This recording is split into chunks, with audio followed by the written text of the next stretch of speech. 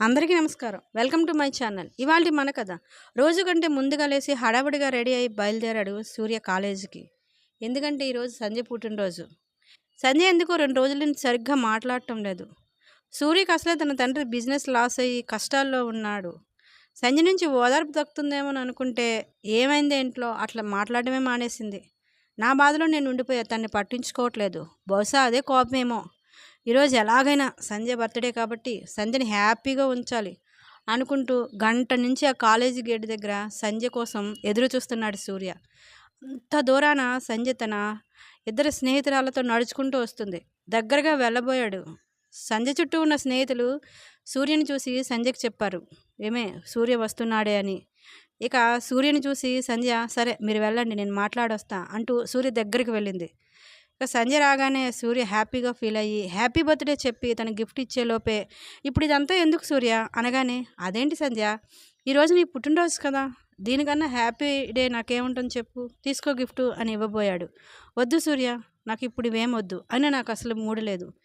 ఏంటి సంధ్య, ప్రతి సంవత్సరం నాకు ఏం గిఫ్ట్ ఇస్తావని 2 రోజుల ముందు నుంచి గోల్ చేసేదానివి, ఇప్పుడు ఇస్తుంటే వద్దంటున్నావు, ఏమైంది అని అడిగాడు. నాకు గిఫ్ట్లు అవి వద్దు, అలాగే ఇలా ఎక్కడ పడితే అక్కడ నిలబడి మాట్లాడొద్దు, ఎవరైనా చూస్తే ఏమనుకుంటారు అన్నది సంధ్య. ఆ మాటలు విని సూర్య ఆశ్చర్యపోయాడు. ఏంటి ఏమనుకుంటారా, 2 ఏళ్ల నుంచి ఏమీ అనుకునే వాళ్ళు ఇప్పుడేంటి అనుకునేది కొత్తగా, ఏమైంది ఇంత కొత్తగా మాట్లాడుతున్నావు, ఏంటి కొత్తగా మాట్లాడుతున్నానా, అదేం లేదు సూర్య, ఆయన ఇలా ఎక్కడ పడితే అక్కడ అబ్బాయిలతో మాట్లాడుకుంటే తప్పుగా అనుకుంటారనో ఎవరో ఏదో అనుకుంటారో తెలియదు, కానీ నువ్వు మాత్రం చాలా కొత్తగా వింతగా మాట్లాడుతున్నావు సంధ్య. సూర్య, అయినా నీకు నాకు మధ్య ఎలాంటి రిలేషన్ లేదు, ఇలా ప్రత్యేకంగా గిఫ్ట్లు ఇవ్వద్దు. అదేంటి, నువ్వు నన్ను ప్రేమించటం లేదా?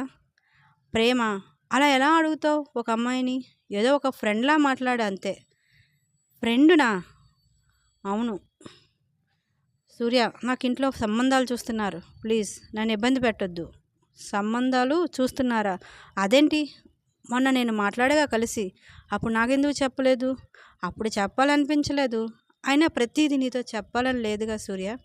వెళ్ళొస్తాను, క్లాస్కి టైం అయింది అంటూ వెళ్ళిపోతుంది. సంధ్య వెనక్కి కూడా తిరిగి చూడలేదు. సూర్య సంధ్య సంధ్య అని ఒకటే ఏడుపు. అదే సమయంలో అటునుంచి వస్తున్నాడు శేఖర్. అలా సంధ్య వెళ్ళిపోవడం శేఖర్ చూశాడు. సూర్య దగ్గరికి వెళ్ళి, ఏరా ఏమైందిరా అని అడిగాడు. శేఖర్ సూర్య చిన్నప్పుడు మంచి ఫ్రెండు, ఒకే క్లాసు, ఎప్పుడూ సూర్య శేఖర్ కలిసే ఉండేవారు.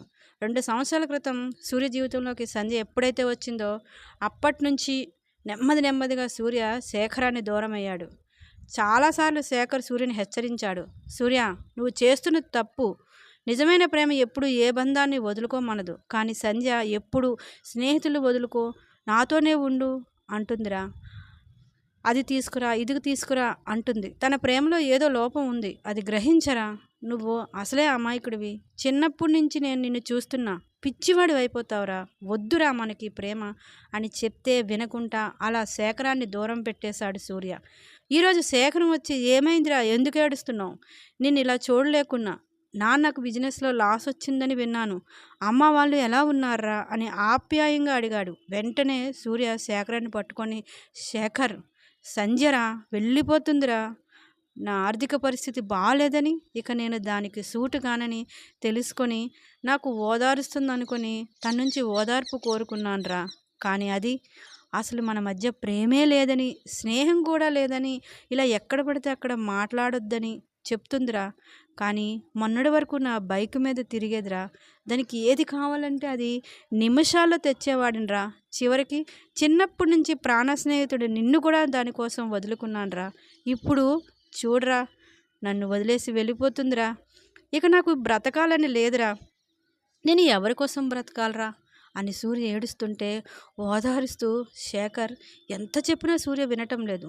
ఒక్కటి చెంప మీద కొట్టి, ఆగరా, నిన్న కాక మొన్న వచ్చిన ఒక ఆడదాని కోసం ప్రాణ స్నేహితులను కాదనుకున్నావు, ఇప్పుడు ప్రాణం పోసిన తల్లిదండ్రులను కష్టాల్లో ఉంటే వదిలేసి పోతానంటున్నావు. ఒరేయ్, స్వార్థంతో వచ్చిందిరా నీ జీవితంలోకి, దానికి నువ్వు ఇప్పుడు కరెక్ట్ కాదనిపిస్తుంది, ఎందుకంటే నీ నుండి డబ్బును ఆశించింది, అవన్నీ ఇప్పుడు నువ్వు చేయలేవు ఏమో అని ఇలా ఏవేవో సాకులు వెతికి చెప్తుంది. ఒరేయ్, షరతులతో కూడిన బంధాలు షరతులు పాటించే వరకేరా, స్వార్థం లేని ప్రేమేరా కలకాలం ఉంటుంది. ఈరోజు ఆ డబ్బు నీ దగ్గర లేదని వదిలేసి వెళ్ళిపోతుందిరా. చదువు నీ జీవితానికి ఒక పునాది. ఇప్పుడే ఒక మనిషి జీవితంలో సాధించాలనుకునేది సాధించడానికి సరైన సమయం. నాకు నీ ఆశలు, నీ కలలు బాగా తెలుసురా. ఒక్కసారి ప్రేమ అనే మాయలో నుంచి బయటకొచ్చి చూడు. ఈ ప్రపంచం నీకు పరిచయం అవుతుంది. ఎలా ఉండేవాడివిరా? ఎప్పుడు చూడు సంధ్య సంధ్య అంటూ తిరుగుతున్నావు. అసలు నువ్వేనా అనిపిస్తుందిరా. నాకు నిన్ను నేను వెనుక నుంచి గమనిస్తూనే ఉన్నాను సూర్య. నాకు దాని గురించి తెలుసురా. ఒరే శేఖర్, నిజమేరా. ప్రేమ అనే మాయలో పడి నా కళ్ళు మూసుకుపోయాయి. నా మంచి కోరేవాడివని తెలిసినా కూడా అది వదులుకోమన్నదని నిన్ను వదులుకున్నానురా. అంతేకాదురా, ఎప్పుడు అమ్మ నా గురించి ఎదురు చూస్తూ ఉంటుంది. అలాంటి అమ్మతో కూడా మాట్లాడడం మానేశారా. ఎప్పుడు దాంతోనే ఫోన్లో చాటింగ్ అని, మీటింగ్లని, బయటికి షికార్లని. నాకు ఊపిరి సెలవునిచ్చేది కాదురా. ఈరోజు మన మధ్య ఏమీ లేదని చెప్పింది. పోనీరా, ప్రతిసారి అదే ఎందుకు ఆలోచిస్తావు? సూర్య, వాడు గుర్తుపెట్టుకో. రేపొద్దున్న ఎప్పుడైనా సరే, ఎక్కడైనా సరే, అది నిన్ను చూసినప్పుడు ఇలాంటి వాడినా నేను వదులుకున్నాను అని దానికదే సిగ్గుపడేలా చెయ్యు. అంతేగాని ఇలా బాధలో పడి రోజు రోజుకి నువ్వు దిగజారిపోయి బిచ్చగాడివో, పిచ్చివాడివో, లేదంటే జీవితంలో ఓడిపోయో పేదవాడిగానో దాని కంట కనబడినప్పుడు అమ్మయ్య, ఇలాంటి వాడిని వదులుకొని మంచి పని చేశాను అని అనుకునేలా ఉండకూడదురా. కాలం ప్రతిదానికి సమాధానం చెప్తుంది సూర్య. నీ ప్రేమలో నిజం ఉంది, కానీ దాని ప్రేమలో స్వార్థం ఉంది. అది వదిలేసి ఒక్కసారి వాస్తవంలోకి రా. ఇప్పుడు నీ కన్నవారి, నీ తోబుట్టువులు ఉన్న పొజిషన్లో నీ అవసరం వాళ్ళకి ఎంతో ఉందిరా. అసలే ఇంటికి పెద్దవాడివి. బాధ్యతగా చదువుకొని చూడు. నీ సంగతి నాకు తెలుసురా. కుటుంబాన్ని పైకి తీసుకొస్తావురా అని శేఖర్ ఓదార్పు చెప్పాడు. అంతేకాదు, అడుగడుగున ధైర్యం నింపి, దగ్గరలో ఎగ్జామ్స్ ఉన్నాయిరా, మళ్ళీ మళ్ళీ రావు, మనకి ఇదే చివరి ఎగ్జామ్స్, జాగ్రత్తగా చదవరా అంటూ దగ్గరుండి ఇద్దరు చదువుకొని ఎగ్జామ్స్ రాశారు. సూర్య ఫస్ట్ క్లాస్లో పాస్ అయ్యాడు. శేఖరం, సూర్య ఉద్యోగం వేట మొదలుపెట్టారు.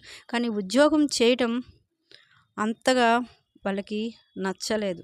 కలిపి వ్యాపారం చేయడం మంచిదనుకున్నారు. ఇద్దరు కలిపి స్టార్ట్ చేశారు. స్టార్టప్ కంపెనీని ఏర్పాటు చేశారు. రాత్రి పగలు సూర్యచంద్రులా కష్టపడి పనిచేశారు. తక్కువ సమయంలోనే కంపెనీ మంచి స్థాయిలోకి ఎదిగింది. అదేవిధంగా సూర్యుని తండ్రి వ్యాపారాన్ని కాపాడాడు. తండ్రి ఆర్థికంగా అన్ని విధాలుగా సాయం చేస్తూ ఆ వ్యాపారాన్ని కూడా అప్పుల ఊబిలో నుంచి రక్షించాడు. తన తోబుట్టువులను మంచి మంచి స్కూళ్ళలో చదివిస్తున్నాడు. దీనంతటికీ కారణం శేఖరం. ఆ రోజు శేఖరం గాని వచ్చి తన వెంట నిలబడి ఉండకపోతే ఈరోజు సూర్యం ఏమైపోయేవాడో. సూర్య లేని ఆ ఇంటికి వెలుతురు ఉండేది కాదు. ఒక్కసారి ఆ కుటుంబాన్ని చివరికి ప్రపంచం కూడా మర్చిపోయి ఉండేది. ఈ రోజుల్లో చాలామంది యువత ప్రతి విషయాన్ని ఎంతో చక్కగా ఆలోచిస్తున్నారు. మరి వాళ్ళ జీవితంలో ఏమవ్వాలో కూడా ఆలోచించి దానికి తగ్గట్టుగా అడుగులు వేస్తున్నారు. కానీ తెలుసో తెలియకో ప్రేమ అనే ఊబిలో పడి పీకల్లోతు కష్టాల్లో పడిపోతున్నారు. ఒకరు కాదంటే మరొకరు బ్రతకలేక తల్లిదండ్రుల గురించి కూడా ఆలోచించుకుంటా ఆత్మహత్య చేసుకుంటున్నారు. ఇది కరెక్ట్ కాదు. ఇక్కడ మన జీవితం నుంచి వెళ్ళిపోతున్నారు అంటే వాళ్ళు మనకి రాసి పెట్టలేరేమో అనుకోవాలి. అంతేకాదు, స్వార్థంతో ప్రేమను ఎన్నాళ్ళు కాపాడుకోలేం. ఏదో ఒకరోజు వదిలి వెళ్ళిపోవాల్సిన వాళ్ళే వాళ్ళు. మనం ప్రేమించిన ప్రతిసారి మన స్థాయి దక్కించుకొని వారి చుట్టూ తిరిగే కంట మనల్ని ప్రేమించిన వారిని మనకు జీవిత భాగస్వామిగా చేసుకుంటే ప్రతి అడుగులో వాళ్ళు మన కోసం ఒక మెట్టు దిగడానికి కూడా ఆలోచించరు. ప్రేమించడం తప్పు కాదు, కానీ ఆ ప్రేమ సరైనది కాదు అని తెలిసినప్పుడు వదిలేయడమే మంచిది. మీరేమంటారు? ఈ కథపై మీ అభిప్రాయాన్ని కామెంట్ రూపంలో తెలియచేయండి.